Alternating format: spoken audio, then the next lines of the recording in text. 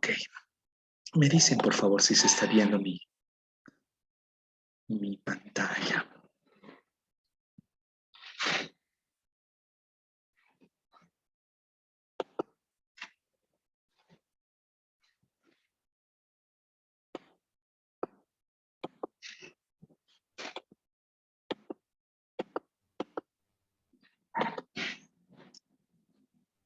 ¿Logran ver la pantalla?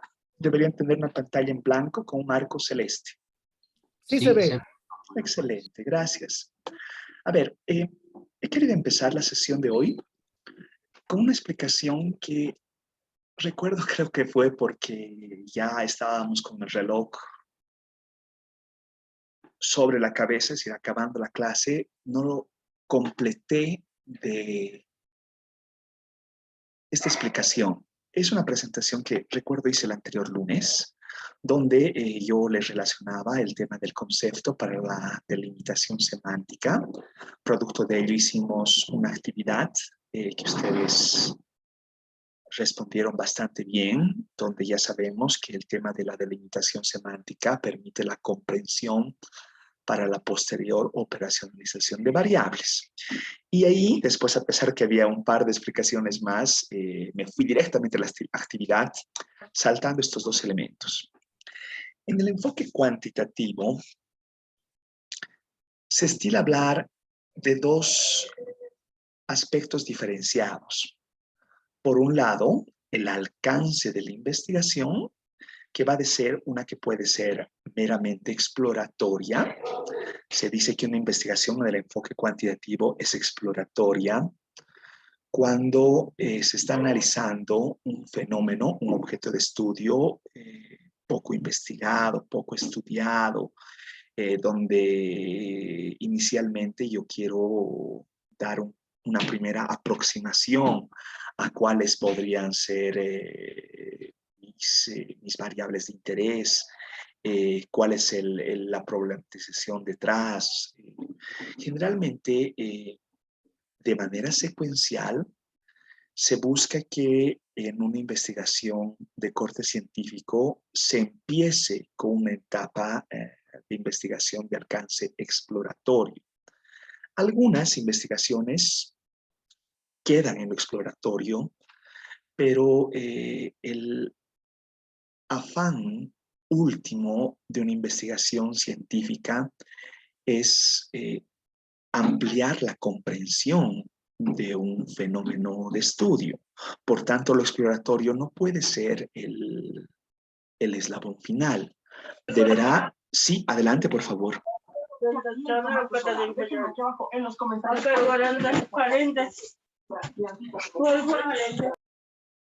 Creo que Angélica me decía algo o posiblemente tenía activado su micrófono y estaba generando alguna interferencia. Bueno, entonces, más allá de lo exploratorio, uno vincula un alcance de investigación en el enfoque cuantitativo que puede ser descriptiva.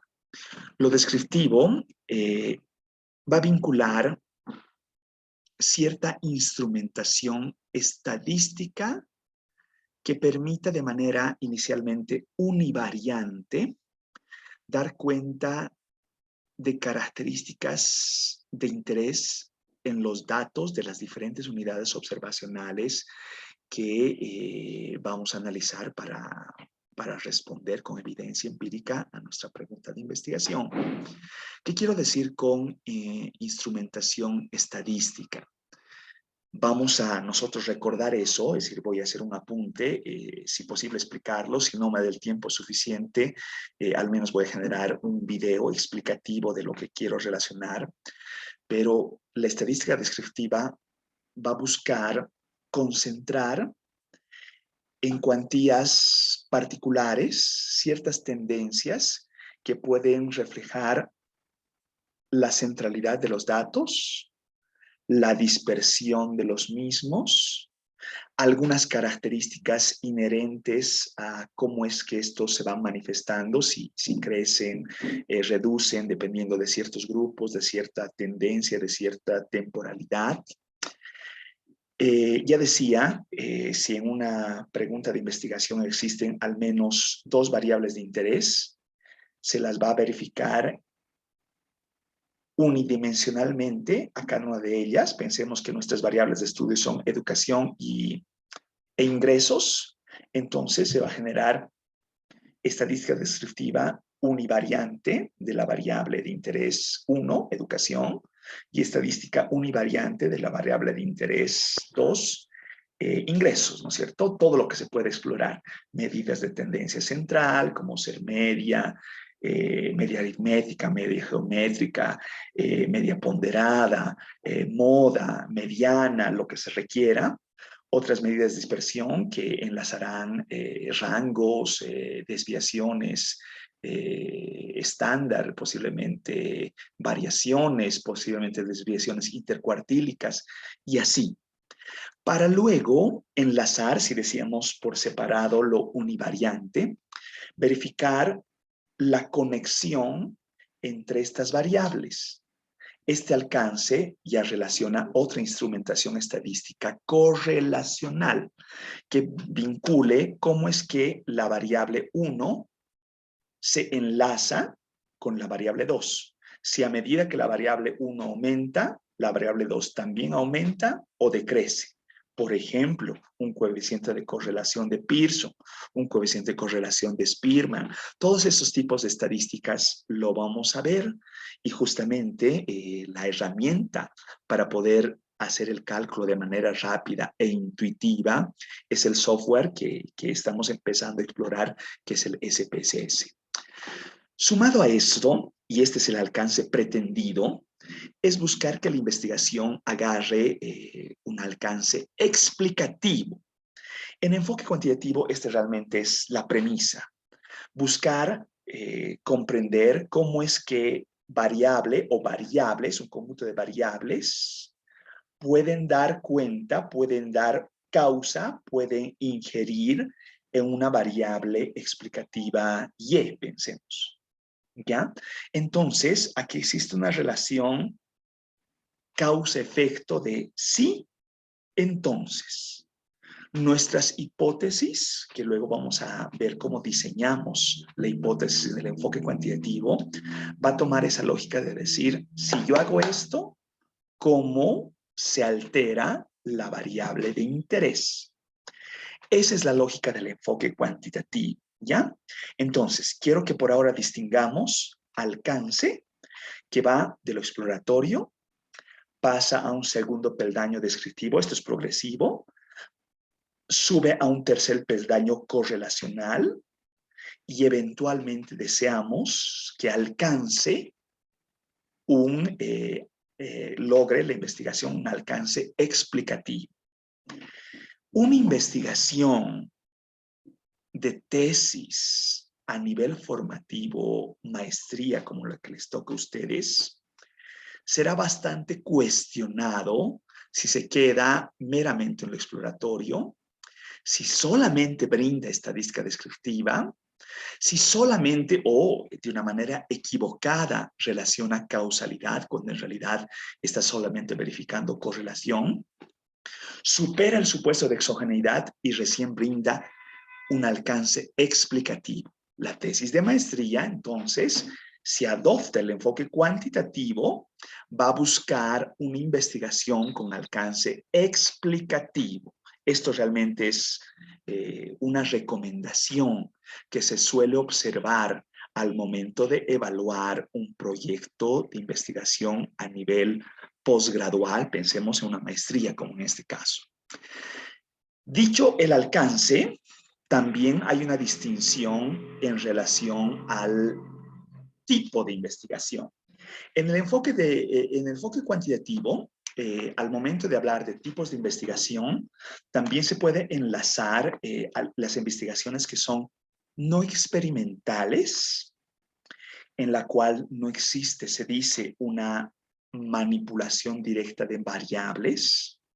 donde resulta que uno puede observar desde escritorio, es una gran crítica positivista a la mirada cuantitativizadora de los fenómenos sociales, que el investigador social, sin conocer el fenómeno de estudio en la realidad práctica, fáctica, puede analizar a través de los datos de manera no experimental un fenómeno de estudio. Y puede analizarlo desde estudios que son transversales, que refiero con estudios transversales, cuando resulta que yo analizo un fenómeno de estudio en un momento del tiempo. Es como si yo le sacara una fotografía. Saco una fotografía en 2021 y analizo el fenómeno de estudio de manera estática en ese momento del tiempo. Lo que distingue de estudios longitudinales, donde voy a procurar analizar el fenómeno de estudio en varios momentos del tiempo. Pero lo longitudinal, adicional a verificar el fenómeno de estudio en diversos momentos del tiempo, piensa en este caso el ejemplo que daba de los años, durante 2018, 19, 20, 21 y el primer trimestre de 2022, me imaginaré, trata de dar seguimiento a elementos particulares dentro de ese fenómeno de estudio a razón de verificar si es que existen tendencias que van en declive, en aumento, de manera cíclica, o cuál es el comportamiento del fenómeno de estudio. Así también se habla de un enfoque estructuralista. Aquí pongo realmente una estrellita, porque en el medio son pocos los estudios que exploran este alcance que es mucho más complejo. Cuando hablo de un enfoque estructuralista en la mirada cuantitativa bajo el paradigma positivista, intuitivamente nada más lo voy a relacionar, es tratar de dar cuenta de la complejidad de un fenómeno de estudio y tratar de, mediante representaciones analíticas, en muchos casos numéricas o matemáticas, entender todas las relaciones existentes dentro de un sistema complejo. Realmente creo que sería entrabar meternos en el enfoque estructuralista cuando en realidad no creo que sea la intención de ninguna de las investigaciones que hasta ahora se han ido planteando en las actividades que hemos realizado. Sin embargo, dejo la puerta abierta. Si es que alguien tiene la inquietud de conocer más esta mirada de enfoque estructuralista, incluso desde la vertiente paradigmática, desde la mirada de los sistemas complejos, que puede ser una vertiente, o de la mirada paradigmática desde la relación prospectiva, de investigaciones que ven el tema de la prospectiva como investigación científica, me lo dicen abiertamente y yo les nutro con literatura desde básica hasta otras que pueden ser más aplicadas y un tanto más complejas para que ustedes puedan explorar más al respecto. Si gustan una explicación mucho más extensa, con mucho gusto lo hago. Les escucho, por favor. ¿Alguien me decía algo al respecto? ¿Nada por ahora? Igual me comentan en el chat, por favor. Me interrumpe en cualquier momento. ¿Ya? Así como relacionaba investigación de tipo no experimental, otro tipo de investigación que propicia una relación expedita de causalidad con injerencia, manipulación de variables, son las investigaciones en el enfoque cuantitativo de tipo experimental. Se dice que hay las investigaciones de tipo experimental puro, y dentro de las puras se dice las que son meramente aleatorias, de las que tienen una aleatorización parcializada. ¿Qué quiero decir con meramente aleatorias? A ver, intuitivamente hablando, muchos ya deben conocer de esto. Cuando hablamos de experimentos médicos, bueno, todo esto viene casi de las ciencias, extraído en técnica de las ciencias médicas.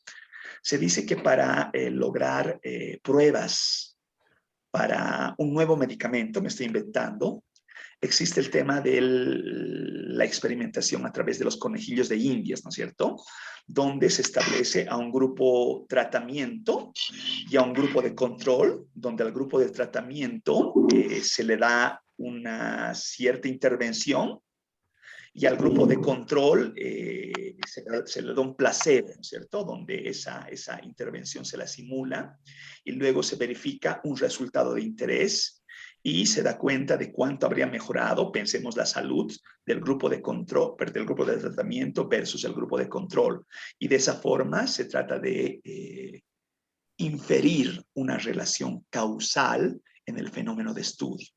Cuando se dice que es meramente aleatorizado, y estamos hablando de poblaciones humanas de estudio, entonces la aleatorización realmente va a agarrar en un universo y decir tratamiento, control, tratamiento, control, tratamiento, control, de una forma plenamente azarosa.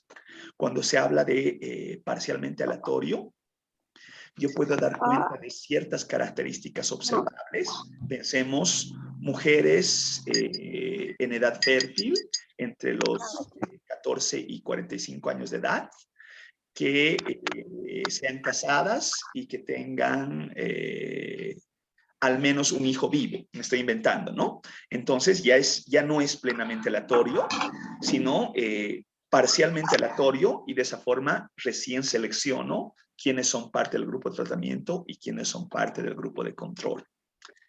Sumado al tema del tipo de investigación con enfoque cuantitativo experimental, también existen los que muchos critican, muchos autores critican, los diseños cuasi experimentales, donde realmente la técnica es la que determina la cuasi experimentalidad de los grupos de intervención, en lo que pueden ser métodos de pareo, regresión discontinuas, variables instrumentales, pipeline. Realmente hay muchos métodos al respecto para poder verificar variables, efecto dosis, ¿no es cierto? Hay realmente una amplia literatura al respecto para poder ver el tema de diseños experimentales. Bajo esta otra vertiente de tipos de investigación con enfoque cuantitativo, igual nos tomaría al menos un semestre poder analizar con detalle cómo es que se diseña las investigaciones de tipo experimental.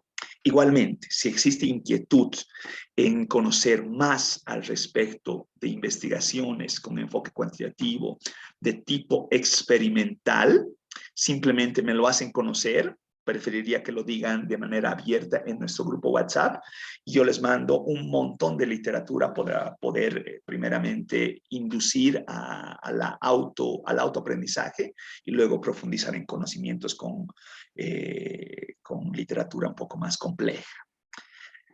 Ya, hasta esto que acabo de decir, dudas, comentarios, consultas, inquietudes, sugerencias, miradas. Solamente es un apunte complementario de algo que había dejado flotando en una explicación de la semana pasada. Los escucho, por favor, y por un momentito dejo de compartir. ¿Alguna inquietud, alguna consulta? Veo si hay chat y solamente está el saludo de Nikki, que me dice buenas noches, Nikki. Y no sé si es que alguien tiene por ahí alguna consulta. Isaú, ¿me decía algo? Le escucho. Sí, yo tengo una consulta. No sé si tal vez me podría explicar un poco más de lo que es el alcance de investigación, el correlacional y el explicativo, ya que siento que son muy similares. Tal vez no sé si me podría dar alguna distinción. Muchísimas Claro que gracias. sí. Por ahora, yo solamente voy a brindar una explicación intuitiva. ¿Por qué digo por ahora? Porque cuando manejemos datos, Valdemar, tal vez puede apagar su micrófono, por favor, está generando ahí un ruidito. Cuando generemos datos, cuando trabajemos con datos, yo les voy a mostrar la distinción entre investigaciones que manejan instrumentación estadística para verificar alcances correlacionales y cómo se hace el salto a la investigación explicativa. Entonces, ¿qué quiero decir con esto? Pensemos que voy a ir con el ejemplo con que había empezado esto, ¿ya? La investigación trata de verificar los diferenciales de ingreso de las personas en función de su educación, ¿ya? Piensen que esa es una de las premisas, una de las consignas que yo estoy tratando de investigar. Entonces, yo puedo plantear una hipótesis correlacional de decir, las personas que tienen más educación ganan más ingresos. ¿Por qué es correlacional? Porque a medida que aumenta a medida que la persona es más educada, aumenta su salario remunerativo, aumenta sus ingresos. Esa es una hipótesis que debe ser contrastada con datos. ¿Ya? Eso es lo correlacional. Buscar ver la relación, cómo se mueve una variable en vinculación de la otra. Lo causal, es decir, más educación genera más ingresos. Y dado X, más ingresos dado mayor educación. Parecería lo mismo, pero no lo es. La relación causa-efecto requiere de dejar de lado todos los otros elementos que podrían afectar a la variable de interés. A ver, voy a poner un ejemplo que voy a tratar, que siempre utilizo para tratar de ilustrar la situación. Si resulta que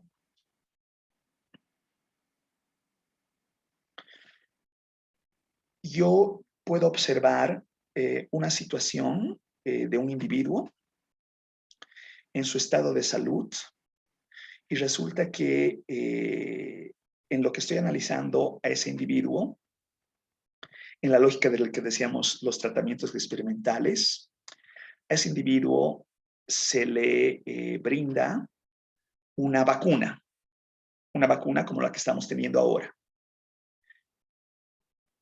para el tema del COVID, ¿no? Y resulta que ese individuo a los 3 días muere. Podría lograr una relación, una aseveración causa-efecto de decir, el individuo de interés ha muerto producto de haberse inyectado con esa vacuna. ¿Puedo hacer esa aseveración? Les consulto a ustedes.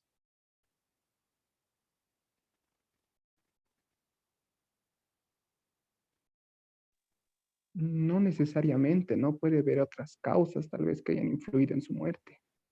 Ya. ¿Y cómo podría lograr un diseño que me permita verificar si es que la vacuna haya sido la causa de su muerte? ¿Podría hacerlo de alguna forma?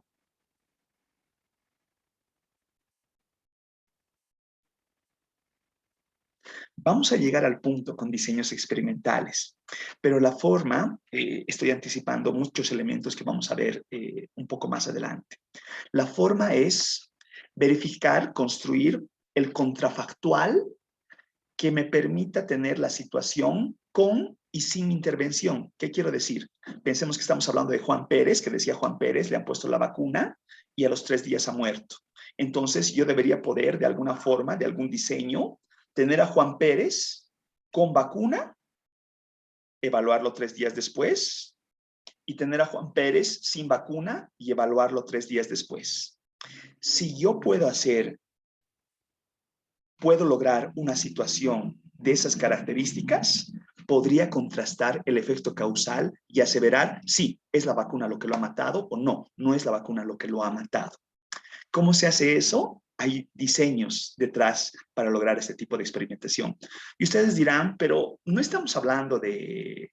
esta es una maestría orientada al tema psicopedagógico y educación superior. ¿Por qué me está hablando de la vacuna, no es cierto? Porque en tema educativo los diseños experimentales son ampliamente utilizados. Y de hecho, gran parte de las investigaciones últimas que se han defendido en el CEPIES a nivel maestría han utilizado diseños experimentales. ¿Cómo se realizan los tipos de diseños experimentales en la lógica de lo que estamos hablando, tratando de propiciar esta relación de causalidad? Pensemos que ustedes diseñan una investigación para proponer un diseño de una plataforma educativa que mejore el aprendizaje del idioma inglés.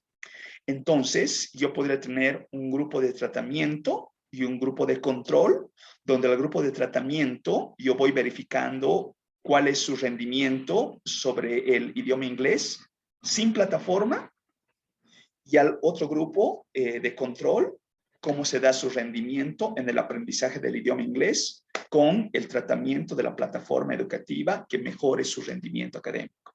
Entonces, en el contraste, trato de verificar una relación de causalidad de cuánto estaría mejorando, como infiere la plataforma educativa en el aprendizaje del idioma inglés. Ese tipo de experimentos en el diseño de investigaciones educativas está bastante presente, y yo les voy a enseñar cómo plantear ese tipo de investigaciones. Va a ser una de nuestras alternativas. No sé si he explicado un poquito, Isao, o estoy todavía confundiendo las cosas. No, más bien ha quedado más claro. Muchísimas gracias. Gracias, Isao. Ya, dicho de paso, entonces voy a rapidito tomar en consideración parte de la explicación que no he logrado completar, que me solicitaba. Perdón, ¿alguien me dice algo? Creo que me solicitaba Nelva, ¿no? No sé si lo tengo aquí a mano, pero ella incluso me compartía el tema de su pregunta de investigación, que simplemente voy a enlazar en relación a lo que me está preguntando Isao y a lo que también Nelva me hacía en consulta, ¿no? Entonces, y vincula lo que estamos hablando en este momento, ¿ya? De investigación que decía, ¿de qué manera influiría el diseño de un programa de enseñanza-aprendizaje para un intercambio internacional de docentes de posgrado con dominio del idioma inglés del CEPIES-UNSA? He dado vueltas a la pregunta que ella ha planteado, y realmente me he complicado en cuanto a la aproximación pretendida. ¿Cuál es el punto? Yo entiendo que el objeto de estudio es analizar un programa de enseñanza-aprendizaje para docentes que tienen dominio del idioma inglés. Pero el punto es, ¿este programa incide en qué? ¿Afecta a qué? ¿Va a mejorar qué? ¿Va a mejorar su producción intelectual, su manejo de aula, su dominio temático, su manejo pedagógico? ¿Cuál es el resultado pretendido con este programa de enseñanza-aprendizaje? Y ese es el aspecto que no está quedando claro en esta pregunta de investigación. Por tanto, las unidades observacionales van a dar cuenta de docentes que dominen el idioma inglés. Esa no es una variable, esa es una constante.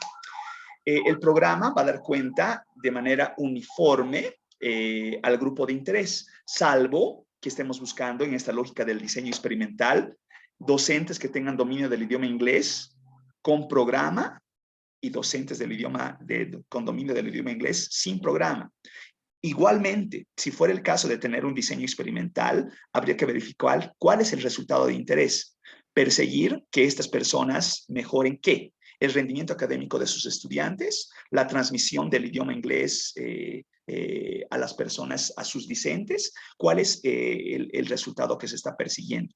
Entonces, eso es lo que en cierta forma habría que perfeccionar del planteamiento que está haciendo Nelva, ¿no? Y seguramente podemos trabajar más al respecto. Estoy ya con el anuncio de que se me va a cortar en un momento más. Entonces, por favor, si es que se me corta la transmisión, les voy a mandar inmediatamente el link, ¿ya?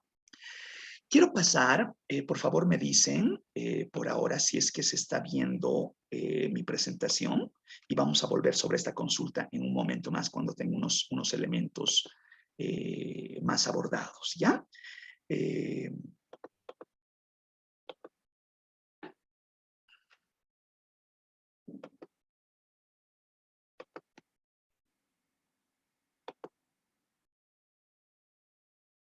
¿Se logra ver mi presentación? Sí. Dice, Sí, se logra. generando el instrumento para el relevamiento de información. Ya. A ver, hemos enlazado en la operacionalización de conceptos en variables la situación de que yo tengo una pregunta de investigación. Dentro de la pregunta de investigación existe un objeto de estudio que según el enfoque cuantitativo va a vincular al menos dos variables en una situación explicativa de causa-efecto de sí, entonces, ¿no es cierto? Pretendiendo alcanzar, ingerir en un resultado de interés. Dentro de esa identificación de variables dentro del objeto de estudio, he conceptualizado a estas variables de interés a razón de procurar su operacionalización. ¿Qué refiere con la operacionalización? Es cuando resulta que el concepto me permite identificar cuáles son los resultados diferenciados entre las múltiples unidades observacionales y con ello a los resultados diferenciados convertirlos en un guarismo, en una cuantía, en una cifra, en un número. Ya. Pero para hacer ello, requiere de generar un reactivo. A ver, voy enlazando, voy a explicar qué es un reactivo. Decíamos, la operacionalización de variables da cuenta de conceptos que se van a convertir en cuantías diferenciadas a través de una variable. El problema de investigación, convertido en una pregunta, va a vincular un concepto, al menos un par de variables, que pueden después expresarse como indicadores, luego voy a ir con eso, pero van a requerir de un reactivo. Reactivo, ustedes recordarán de las clases de química de colegio, es un elemento que cuando toma contacto de otro, genera un efecto, ¿no es cierto? Por eso es causa-efecto. Entonces, en investigación social con el enfoque cuantitativo, el reactivo se convierte en una pregunta detonante que permite recabar la información de la unidad observacional que es de mi interés. Este reactivo, manifestado como una pregunta, se lo pone dentro de un cuestionario, dentro de un formulario, se lo administra hacia las unidades observacionales y se logra una función de respuesta. Algunos reactivos, manifestados como preguntas, van a dar cuenta de que se requiere una delimitación clara de la unidad observacional. Estoy hablando de estudiantes, estoy hablando de docentes, estoy hablando de grupos de estudiantes, estoy hablando de actores institucionalizados. ¿Cuál es mi unidad observacional? Entonces, se debe entender que la unidad observacional, en muchos casos, no es la misma que la unidad de análisis. A ver, voy a explicar esto, ¿ya? Por ejemplo, se puede hablar de que el hogar puede ser la unidad observacional. Es decir, uno va a tocar una puerta para hacer una consulta, como hacen las encuestas de hogares, pero no me interesa la información del hogar per se. Lo que sí me interesa es la información de los miembros al interior del hogar. Por tanto, la unidad observacional no es el hogar. La unidad observacional son los individuos, son las personas, donde cada persona tiene características particulares de interés que yo voy a explorar a través de preguntas. Por ejemplo, yo les puedo preguntar su edad, su sexo, su relación de parentesco con el jefe de hogar, su nivel de formación, si se ha vacunado con el COVID, no se ha vacunado contra el COVID, su nivel de ingresos, su nivel de gastos, sus gustos, sus preferencias, etcétera, etcétera, etcétera, etcétera.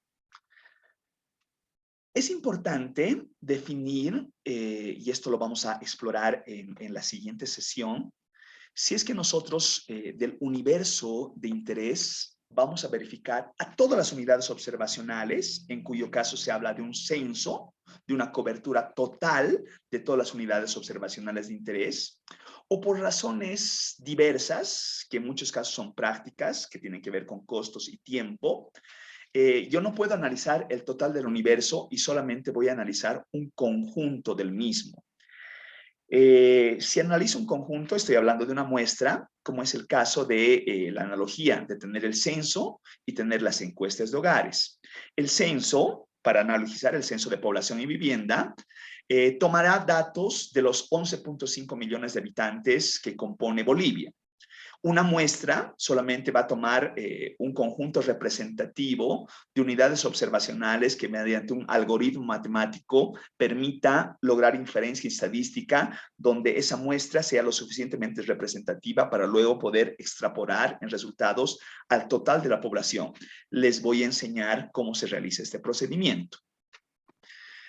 Sumado a eso, también es importante verificar si es que vamos a hablar de una muestra probabilística que se refiere en el enfoque cuantitativo, se estila generar muestras probabilísticas. ¿Qué es una muestra probabilística? Cuando de los 11.5 millones de habitantes yo elijo 30.000 de ellos, pero estos 30.000, de la forma como los he seleccionado, me garantiza que está representando al todo del universo, a los 11.5 millones de habitantes. Por tanto, si digamos estoy haciendo una muestra que es deliberada, pensemos que solamente voy a elegir a mis 30.000 habitantes de la ciudad de La Paz, va a ser una muestra sesgada que no me va a permitir inferencia estadística para los 11.5 millones de habitantes de toda Bolivia.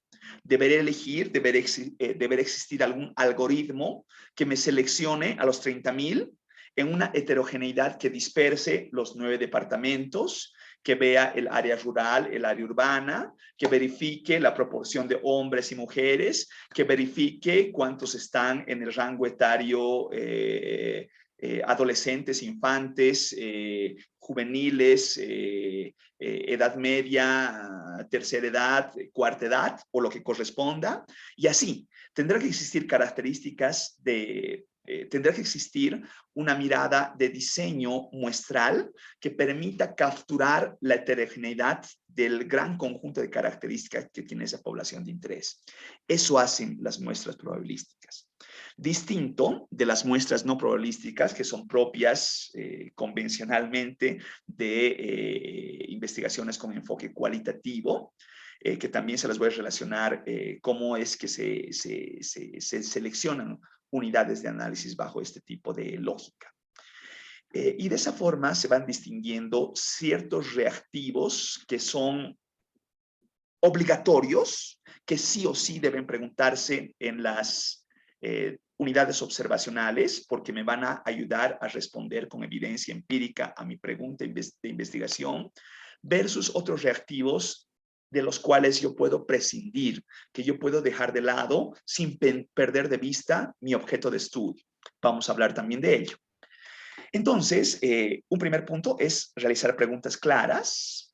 Por ejemplo, una pregunta como esta que diga, a ver, quiero, con esto creo que se me va a cortar la grabación y vamos a ir a un segundo link. Pero para que ustedes puedan participar, puedan tener intervenciones a lo largo de esta sesión. ¿Cuán clara se siente esta pregunta que dice, les pueden consultar ustedes? Un encuestador puede preguntarles, puede indagar sobre sus